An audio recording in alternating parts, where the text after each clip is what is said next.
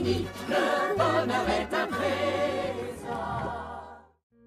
Alors, on fait couler du miel ? Nous avons tous déjà été interpellés par le comportement du miel lorsqu'on le laisse couler sur une tartine ou dans un pot. Il s'enroule sur lui-même. Au cours de nos PSE, nous nous sommes intéressés à ce phénomène dû aux instabilités de flambage des fluides visqueux, comme le miel. Une caméra rapide, une platine de translation et un pouce-seringue, nous voilà enfin équipés.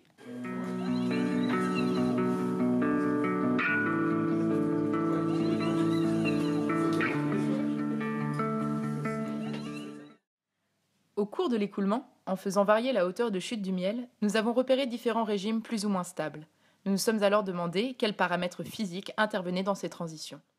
La hauteur de chute, la hauteur d'enroulement, le débit, la section du filet de miel arrivant sur le support, la viscosité, la tension de surface, tant de grandeurs semblent corrélées et sont à la fois cause et conséquence de ces instabilités.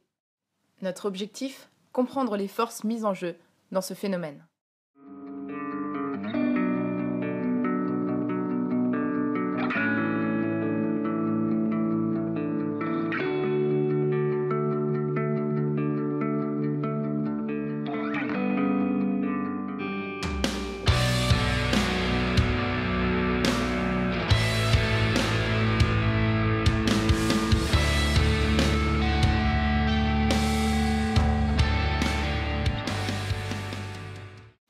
Après de nombreuses expériences et l'étude de divers paramètres, nous avons concentré notre étude sur les relations entre le débit, la hauteur de chute et les caractéristiques de l'enroulement telles que la hauteur, la largeur et le diamètre du filet.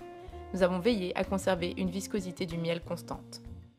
Les acquisitions d'images, suivies d'un traitement MATLAB permettant d'automatiser la mesure des dimensions moyennes, nous ont permis d'observer la corrélation des différents paramètres. Nous avons observé, quel que soit le débit, que la hauteur de l'enroulement augmente quand la hauteur de chute augmente et que la largeur de l'enroulement diminue quand la hauteur de chute augmente. Nous avons observé l'évolution du diamètre du filet de miel arrivant sur l'enroulement pour différents débits, entre 1 et 8 cm, puis entre 8 et 24 cm comme hauteur de chute. Nous voyons que le filet s'affine lorsque la hauteur de chute augmente. Ces évolutions du diamètre du filet en fonction de la hauteur de chute, mises bout à bout pour un débit de 15 ml par minute, laissent apparaître deux régimes différents. Le premier, avant environ 9 cm, où la variation du diamètre est très importante, et le deuxième, où le diamètre décroît de façon beaucoup plus faible. Ce constat nous a amené à nous demander si le substrat n'avait pas une influence sur les enroulements et leur stabilité. Nous avons donc décidé de changer de support. Direction l'atelier pour usiner nos 4 nouveaux partenaires, des cônes d'angles différents que nous avons intimement nommés Orphée, Achille, Prométhée et Goliath. Nous nous sommes intéressés à la force de compression qui s'exerce sur le filet de miel lors de son arrivée sur le support. Nous voyons ici la bulle, le long de l'écoulement, se comprimer lorsqu'elle arrive sur le support plat. De la même façon, nous observons ce phénomène lorsque l'écoulement se fait sur le cône. Lorsque nous représentons la variation du diamètre vertical de la bulle en fonction de la distance au substrat, nous observons deux allures similaires mais décalées, car un effet de pointe sur le cône empêche le dépôt sur la pointe, décalant ainsi le point où la force de compression s'exerce.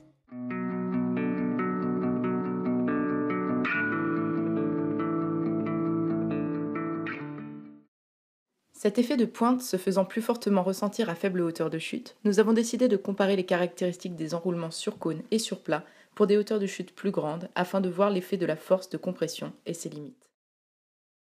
La comparaison de l'évolution du diamètre du filet de miel arrivant sur l'enroulement nous montre que la compression responsable de l'épaississement du filet est plus faible sur le cône puisque le miel s'écoule sur les côtés de la pointe. En comparant également les dimensions de l'enroulement, nous voyons que les hauteurs atteintes sont plus importantes sur le plat, car le cône crée des instabilités et l'écoulement du miel empêche d'atteindre des hauteurs d'enroulement trop grandes. La largeur de l'enroulement est affectée uniquement pour des hauteurs de chute inférieures à 15 cm, car au début, l'effet de pointe influence le diamètre. On peut donc relever une hauteur critique à partir de laquelle le changement de substrat n'impacte plus la largeur de l'enroulement.